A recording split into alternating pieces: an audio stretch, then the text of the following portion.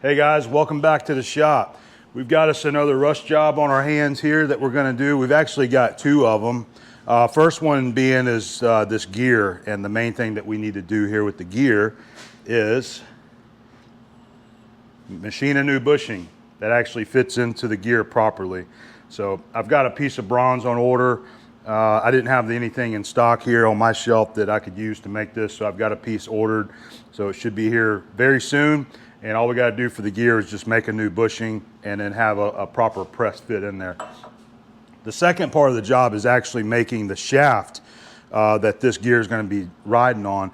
It is a 1 15/16 shaft, and I'm doing this job actually for the welding shop. My buddy Joe, he always seems to, it seems like everybody throws this kind of stuff at him. It's like I told him, I was like, man, you're turning it into a one-stop shop, man. You're doing welding, fabricating, repairs, you're doing machine work. He's like doing it all now, but he just calls me every time something like this lands there at his shop. He goes, hey, I got this, do you want to do it? So helping him out get this done. This is for one of our local linen companies, and we've done work for them over the years. They used to be National Linen Service, and they were one of my dad's previous customers years ago, you know, back in the, I'd say the 80s, 70s and 80s. He used to do a lot of work. So I know that they have a lot of older equipment down there at that facility. And I know that this is probably one of those older pieces here that needs to be repaired. So apparently they need a shaft made and they need this rebushed as well. So I'm going to start on this. Hopefully our material's coming soon. Joe has got a piece of cold roll on order, 1 15/16. So he'll probably have it within the next day or two. And when he gets that length of material in, he'll get it cut to length. It's about 12 foot long. And he says there's 2 keyways that's milled in it. And then on this end, where this gear is running, it's actually drilled and cross drilled for a grease fit. And I believe the end of the shaft has a grease zerk on it so that you can grease this bushing when it's in operation. So I'll be doing a shaft and the bushing here. So I'm going to start, but I want to get this thing cleaned up first and get that done. And then when I get my bronze stock here, we'll start making this bushing. This is a pretty simple, straightforward job. And I'm pretty sure this is my handiwork from years back. I don't know how long it's been, but I got some grease screws in there. So I'll show you how I put those grease screws in there in the lathe.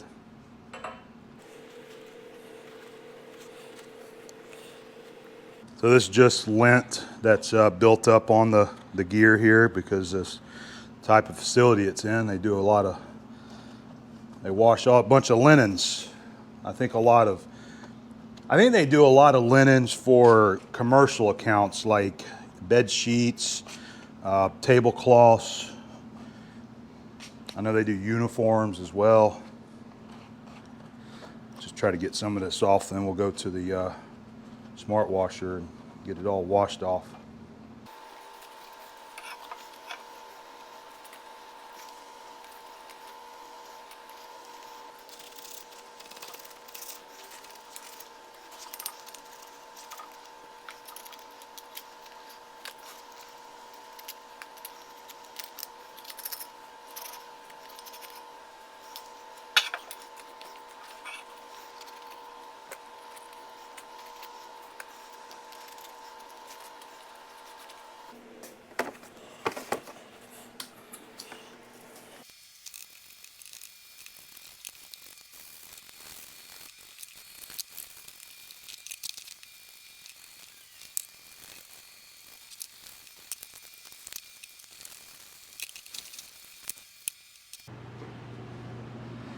First thing I'm going to do, since I got a little time waiting on the bronze material to show up, I did some measuring on the bore here with my telescope gauge and mic. I'm getting 2 thousandths difference. We got about 2 thousandths taper and a little bit of out of roundness there too as well. So I'm going to go ahead and chuck it here in the Monarch, get it indicated. All I want to do is just skin that ID. Just clean it up, get it nice and straight.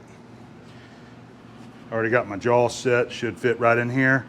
And this is measuring about 16.5 inches on the OD here, so it's going to be right about the maximum of what we can swing. We can actually swing 18 inches on this lathe, but we're going to be close to our max here.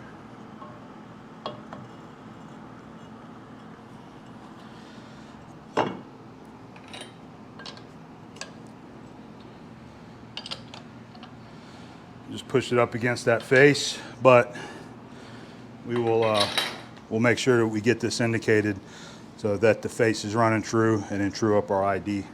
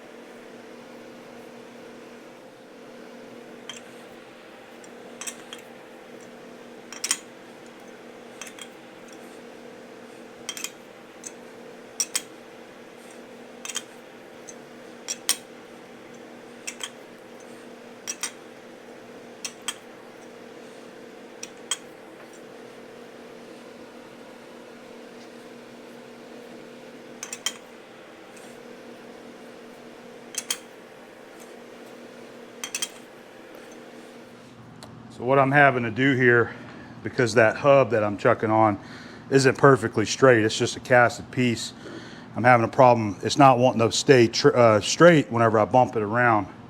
So I'm putting some copper soft jaws between the hub and the jaw there, so that I have a narrow section of the jaw that's actually chucked on the hub, and it's not trying to, you know, bite on the heel of the jaw.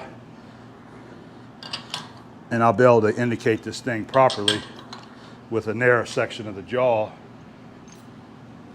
being chucked on, or the hub, should I say, not the jaw itself. Just one of the things you got to do sometimes. I was hoping I could get lucky and just chuck on that hub and indicate it, but it doesn't want to move around. This also does make it easier to indicate once you do this.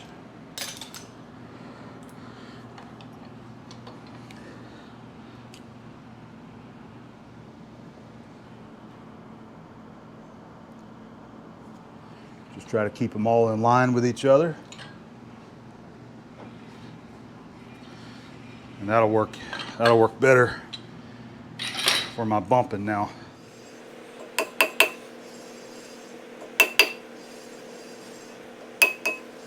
Coming in much faster now.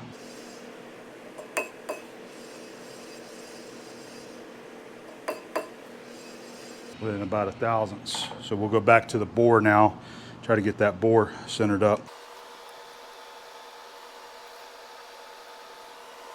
Very close. Looks like 5 thousandths. Snug up the low side and see if it tightens it up. Yep.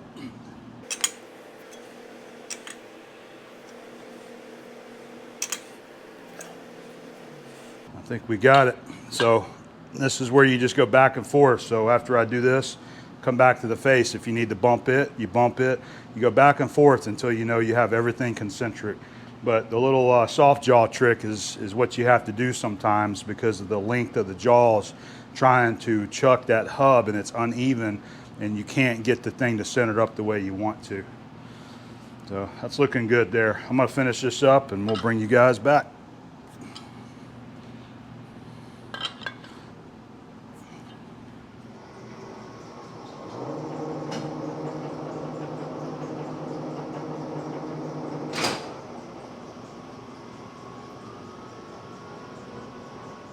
All right, we're going to be using my 1 1/4 Loris bar. I have a Micro 100 brazed on carbide tool, a left-handed tool that we'll use.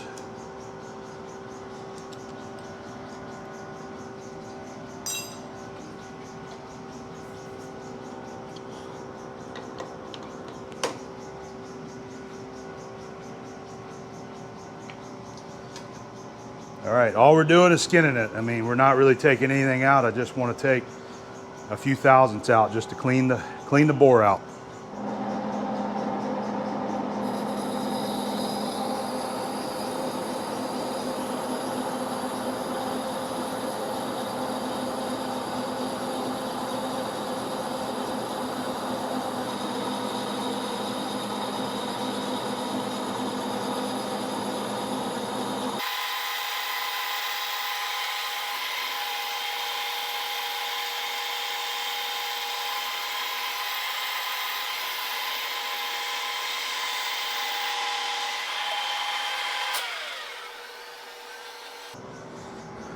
We're definitely cleaned up nicely through there. I'm going to give it a check using my telescope gauge and micrometer.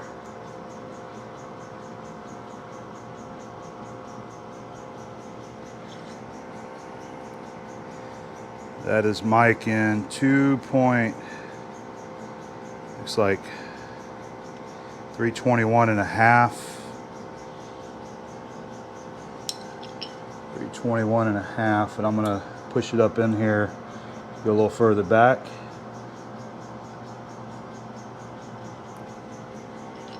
Let's see what we're measuring there. Measuring exactly the same, 321 and a half. Further back in there. So that's good. I am gonna put a very, very small light chamfer on this to soften these edges up so that when we go to press our bushing in, it's not trying to cut the bronze. But other than that, this is it. That's all we wanted to do, is just clean that bore up, make sure it was round and straight. All right, guys, we're gonna get back on our bull gear repair for the linen company. So I received my piece of bronze stock from CRC, called them up and got this ordered because I didn't have what I needed here on the shelf. So CRC is a great company to deal with, Cylinder Repair Components. They're over in Robertsdale, Alabama, and they stock all materials that one would need for hydraulic cylinder components whenever you're manufacturing those. So they've got rod stock, honed ID tubing, aluminum, ductile iron, and also bearing bronze. And I believe they also stock a few sizes of 4140 shafting as well. So real good company to deal with. Called up, I talked to Jake and told him what I was looking for. One of the great things about them is that they will sell you by the inch what you need, no matter what kind of material it is. So you don't have to worry about calling up and having to order a stock length of this, which is typically 13 inches long or 25 inches long, I believe. So they'll just sell it to you by the inch. So I told them what I needed. So remember our OD, we skint the bull gear. So nominal size is 2 5/16 on the OD, 1 15/16 to fit our new shaft. And it's 3 3/4 inches long. And it does have some grease grooves machined in there as well. So we'll make sure we put a couple of those in there, and I'll show you how I do that. So I think that's it. We're gonna go to the Victor to get this knocked out. We'll probably, I didn't want to have to order a bunch of extra, you know, and have extra left over where we usually chuck it and turn it and part it off. Probably finish like the ID and the faces and leave the OD a little bit big. And once we have the ID finished, we'll put this on an expanding mandrel and then just finish the OD that way. All right, so we'll go get started on it.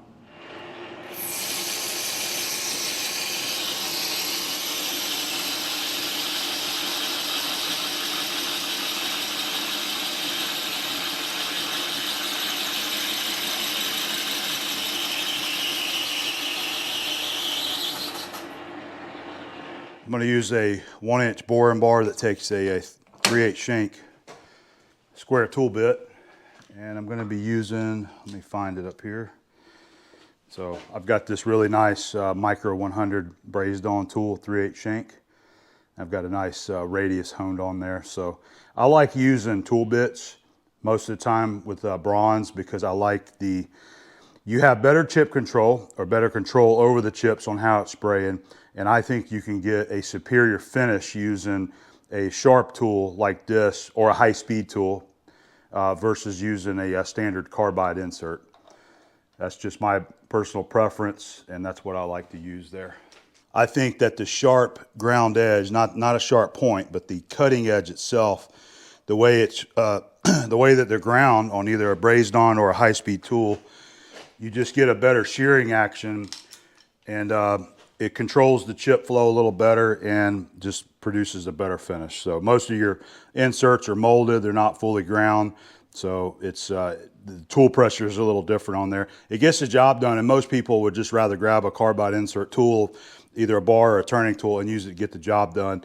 My personal preference is I like using tool bits.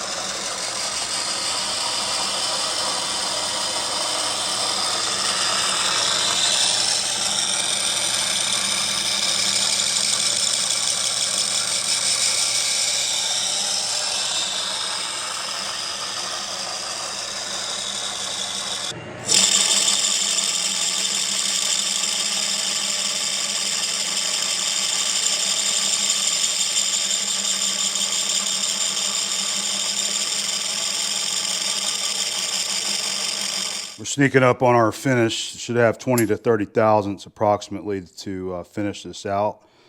So we'll go ahead and use our telescope gauge and mic to get an accurate bore reading on it.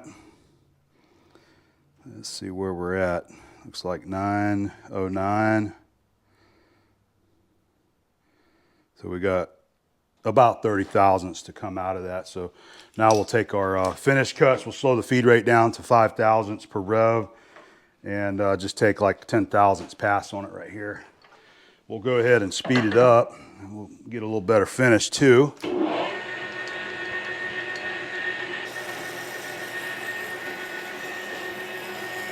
Oh yeah, beautiful finish in there.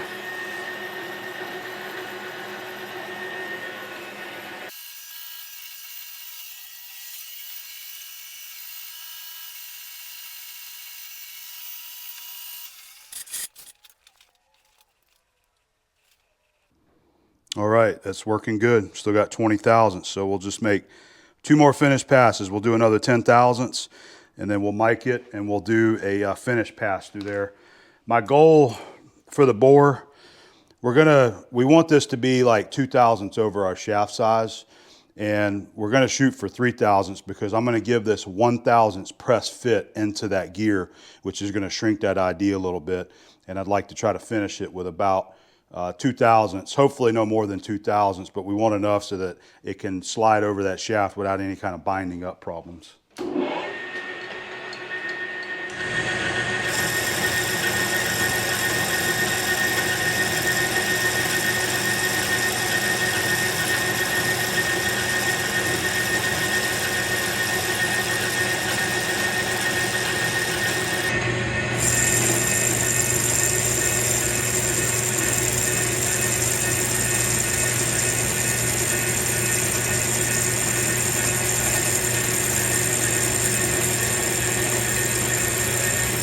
We've got our bore finished to the size like I want there, so what I would like to do is go ahead and we're going to put these grease grooves in there, okay?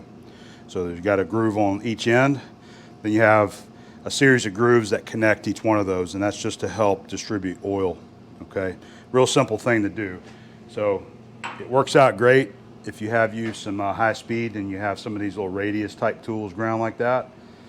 And this particular tool measures about 200 thousandths wide, so you got approximately 100 thousandths radius. It matches up what I got into the bushing pretty good. So we'll go ahead and we'll get both of the radial grooves cut first. And what we'll do is I'll touch off on this face here and go in. I think we're going to go in 3/8 of an inch, and then I'm going to offset the bar on Z 3 inches. And that should equally displace both of those grooves equally whenever we finish facing the other side. So I'm just putting them on 3-inch centers, and the part overall length is 3 3/4 of an inch. So that's 3/8 on each side of the groove.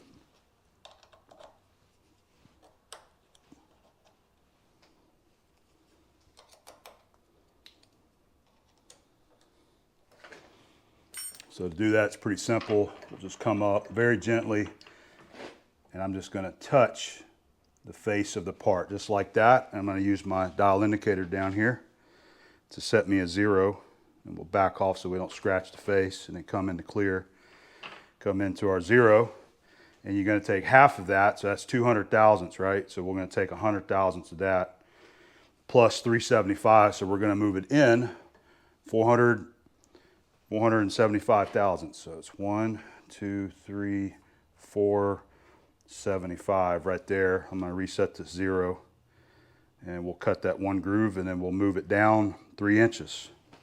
There's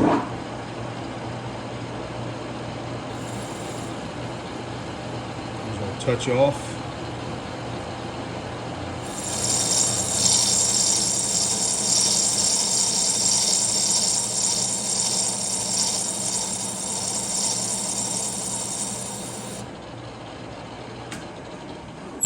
Go in 50 thousandths on the dial, 100 thousandths total.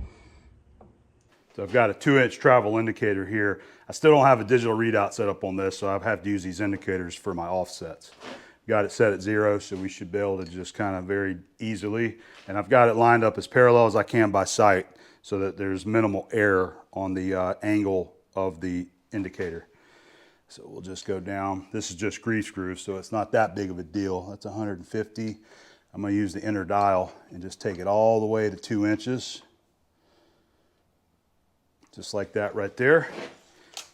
All right, and we can just... I was thinking about using the other one, but we'll just use this one. And we'll go 1 more inch, lined up on 0, 0. Use the inner travel there. So there we go. There's our 3-inch offset. I'm going to take this back off out of the way. And I'm going to reset this guy. I always like having my, my 0 set on where we're going to be, just in case we need to go back in. All right, now we can cut that other groove. So I'm not even looking in the bore here I'm not worried about what that tool is doing. But what we'll do is come up. I've got a 0 here. All right, we're touching there. I'm just gonna peek down in there to make sure it looks, it's really hard to see. But that should be right. I mean, we've got our offsets, and once we face it off, it'll be equally distributed there. So go back to our 0 here, 0 here. I'm going to go 100 thousandths on the dial, or 50 per side here. All right, retract the tool, and that should be our 2 radial grooves. So for our linear grooves, we're going to use the same tool bit. What we'll do is just turn it sideways. And I think I'm going to take it and I'm going to position it so that it's on the back side to me so that I can see it a little bit easier. So we're just going to rotate it 90 degrees like that. We'll put it on the back side of the bar just like so.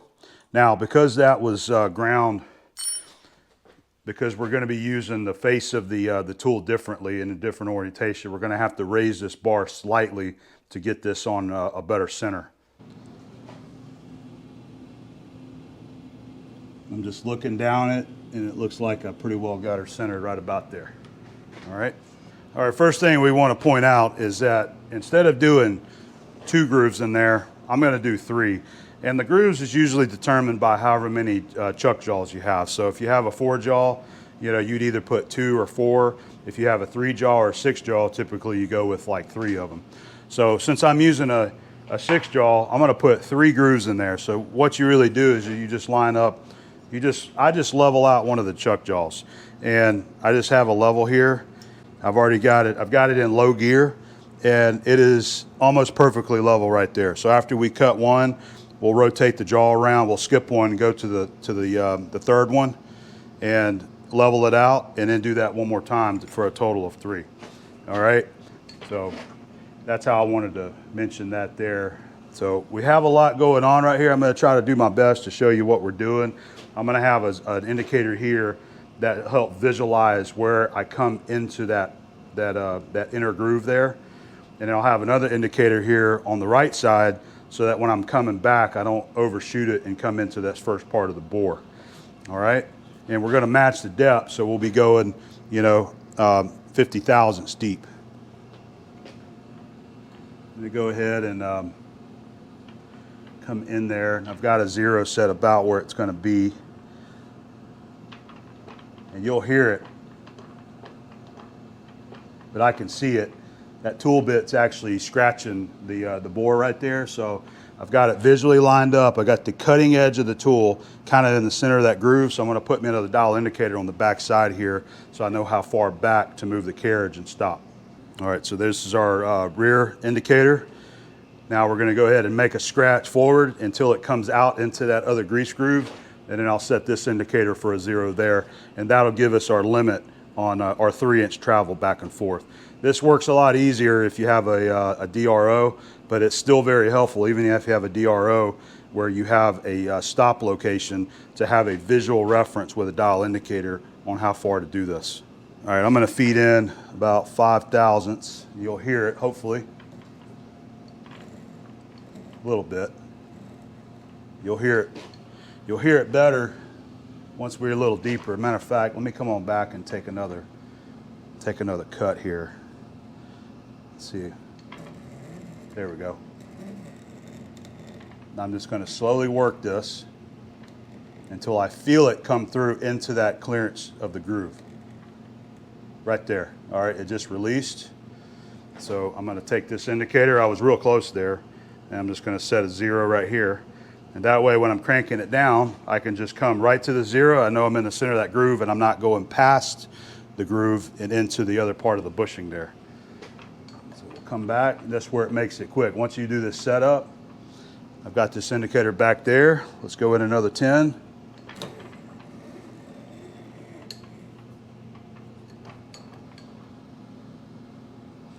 Another 10.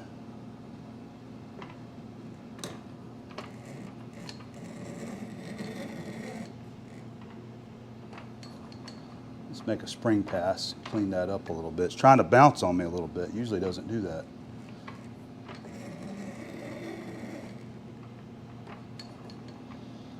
Once you get your rhythm going, it goes pretty quick.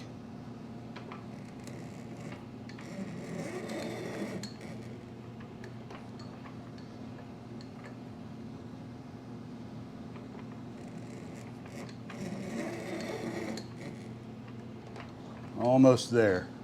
Just trying to center that tool bit in that groove there and kind of match the same depth. So we are 50 thousandths on the dial. Let's come back and just try to make a little spring pass to kind of clean it up. Make a little bit nicer finish in there. There we go. Okay, that should be good. So what I'll do is just line the tool up in the groove back to our 0, bring the tool back, and we're going to rotate the chuck around. All right, so this is our first one here. This is the one we're using to level. So let's go around to the second one, or third one, should I say. And we'll see if we can get lucky with our gear meshing here and get it in. Not quite. So what we'll do is just kind of level it out like this right here. All right, there we go. That should be good enough. All right, now we're ready to cut our second grease groove.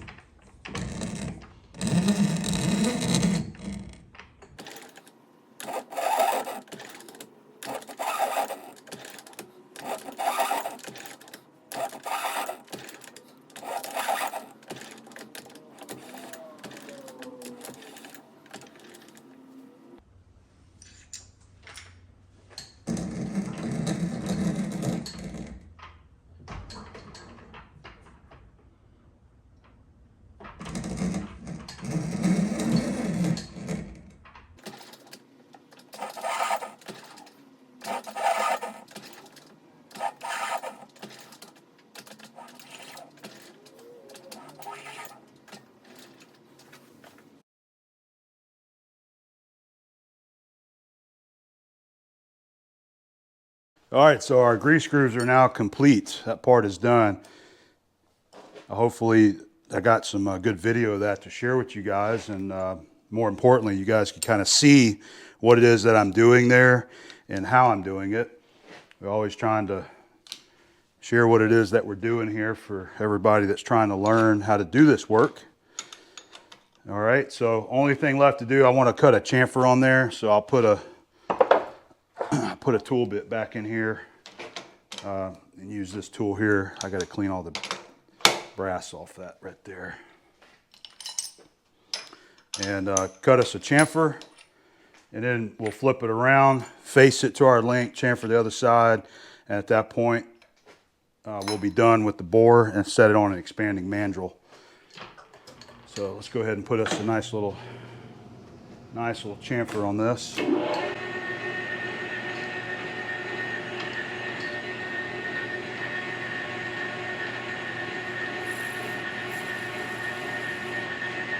All we need, right about there.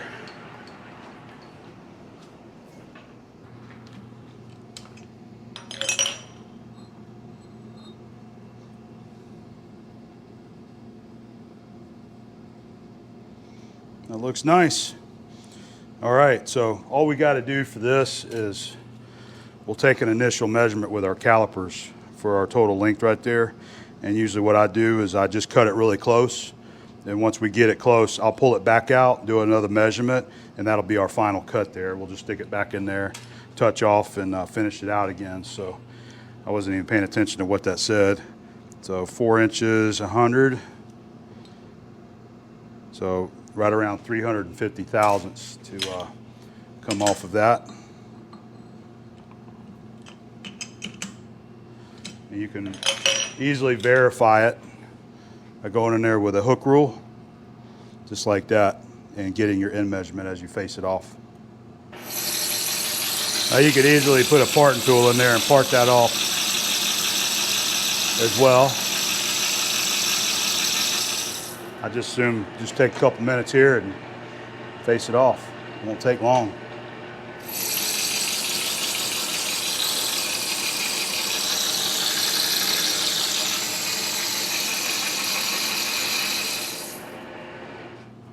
This is where I'm saying you can just take it out. I did verify the hub length. It's 3 3/4 as well. You just go ahead and get you a measurement since you got 2 good faced ends, and you see we're at 3.843. All right, so we got about, I don't know, 92 thousandths or so to come off the face. So here's our expanding mandrel that we'll use to hold our bushing. For those that have not seen these before, you have a mandrel that is designed the way that it's manufactured is that this will expand. But you also have the proper arbor on the same taper as the ID of the mandrel there. And the idea is that you can put this on there and it expands to whatever diameter you need. And you can either press it or just bump it on there. So just make sure there's no grit or dust on there. This one's going to be a little further down. These are usually in a range of sizes. I have these all the way from probably, I don't know, a 3/4 ID all the way up to, I think it was either 3 or 3.5 inch. All right, so we can take our sleeve. It gets a little tight as you get further on there like that. Push it down. All right, now it's got it captured. And all I usually do is just kind of bump it. You don't have, it doesn't usually take a lot of pressure for this. Just hit it like that, and that should have it set where it needs. So now you can take and you can chuck this in and then run a live center on it, and then you have an OD that's turning true to your ID there.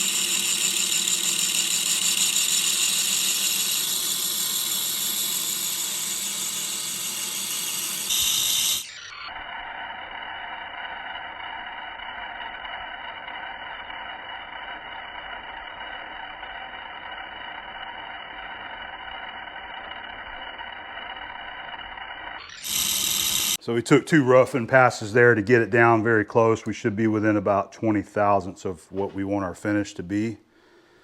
That is 340. So we're going to be finishing it right around 322.5 to 323. So a couple light finishing passes, and it'll leave a nice smooth finish on that too, because we'll slow our feed rate down and we'll get this guy finished out.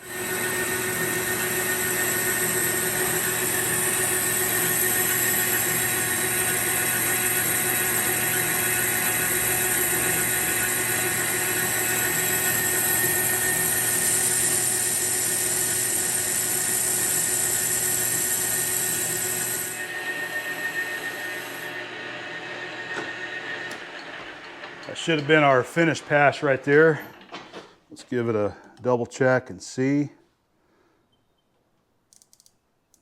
Yep, that's going to give me about a 1/2 thousandths. I can hit with some Scotch-Brite and probably take that off right there. What else we're going to do right here on this end, let's come back in here. And what I like to do is turn a very short step there that's either equal to the bore or slightly under that, so that you can stick the bushing down in the bore of the hub, and it's already self-centered inside there. You don't have to worry about it trying to line up on this edge and then you know, getting cocked one side or the other. You just come back in here just like that. Take a couple of thousandths. Just like that. It's just a very short step to help with alignment. And I'll come in here with my mic and see. It looks like we're equal to our bore. So I'm just going to take another thousandths here.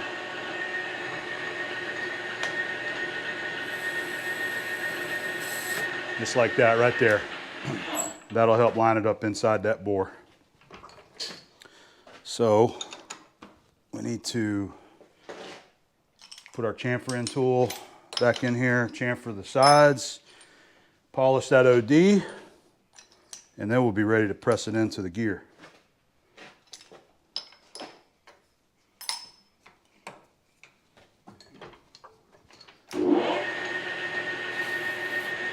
Just break the corners, don't need much. Just like that, all right?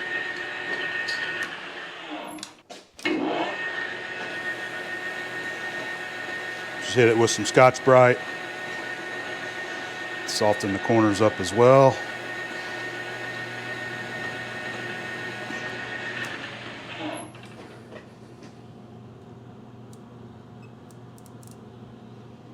Yeah, that's looking good. We are ready to go remove this and get it pressed into the gear.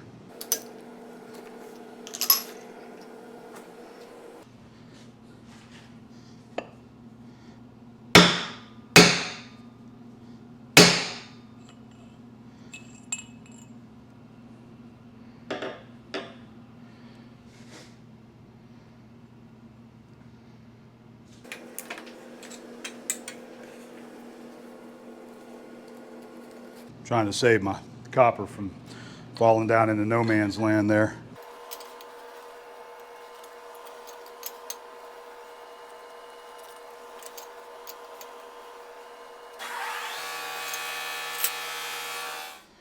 We're going to use our Kentmore electric press to press this in there, hopefully. You see our little step that we turned on there? Makes that pretty easy to line up. We got a nice machined press plate that's not going to mess up the edge. Get it on down there.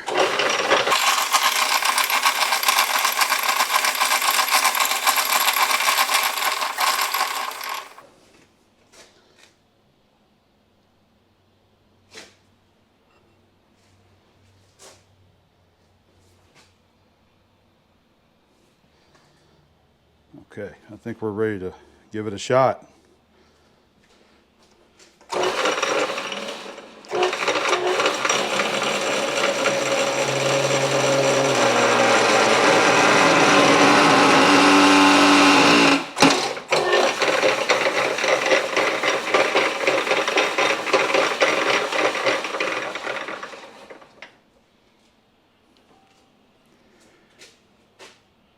All right, our press worked out well.